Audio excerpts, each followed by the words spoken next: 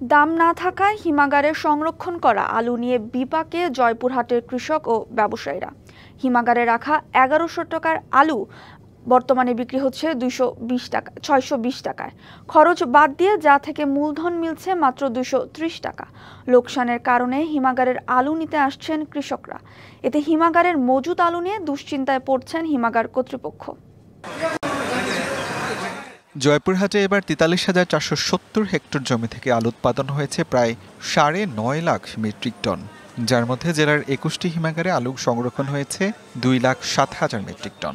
গেল বছর দাম বেশি হওয়ায় এবার কৃষকের পাশাপাশি অধিকাংশ আলু হিমাগারে সংরক্ষণ করেন ব্যবসায়ীরা।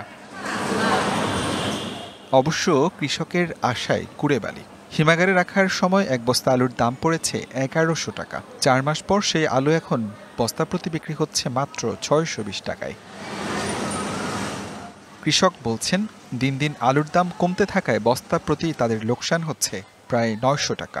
এইবারে আসে আলুর দাম নাই, কৃষক মরে যাচ্ছে, দিনকে দিন আলুর দাম কমে যাচ্ছে। আলু ৩৫০ টাকা দাম, সে ৩৫০ টাকা দেওয়া লাগছে কোলেস্টোরে ভরা, সে ভরাটা আমরা দিব কোথা থেকে? কালার এক্সপার্ট, জর্জ স্যাপ এবং মাইল্ড অন হ্যান্ডস টেকনোলজি সমৃদ্ধ অরিক্স ক্রিস্টাল ওয়াশ। আপনার গেল বছর আলুর দাম বেশি হওয়ায় সরকার বাজার নিয়ন্ত্রণ করলেও লোকসান ঠেকাতে এবার কোনো নজরদারি নেই, অভিযোগ ব্যবসায়ীদের। আজকে আলুর বাজার ৬২০ টাকা, অর্থাৎ বস্তাকে ১১০ টাকায় নেই। বিগত দিনে যখন আলুর দাম বাড়ে তখন প্রশাসন সরকার থেকে আমাদের অনেক প্রেসার করা হয়, আর এখন আলুর দাম নেওয়ার মতো কোনো লোক নেই। আলুর বাজার চাঙা করতে উদ্যোগ নিতে হবে সরকারকে, এমন দাবি জানিয়েছেন হিমাগার কর্তৃপক্ষ।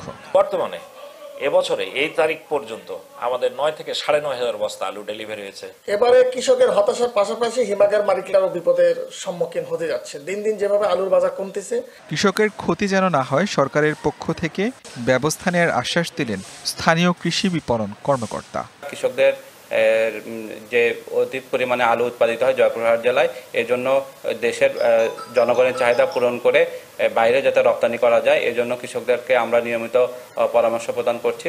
বহুবিধ ব্যবহার নিশ্চিতের মাধ্যমে আলুর চাহিদা ও দাম বাড়াতে সরকারকে উদ্যোগ নিতে হবে, এমন দাবি বাজার বিশেষজ্ঞদের। TVC news desk.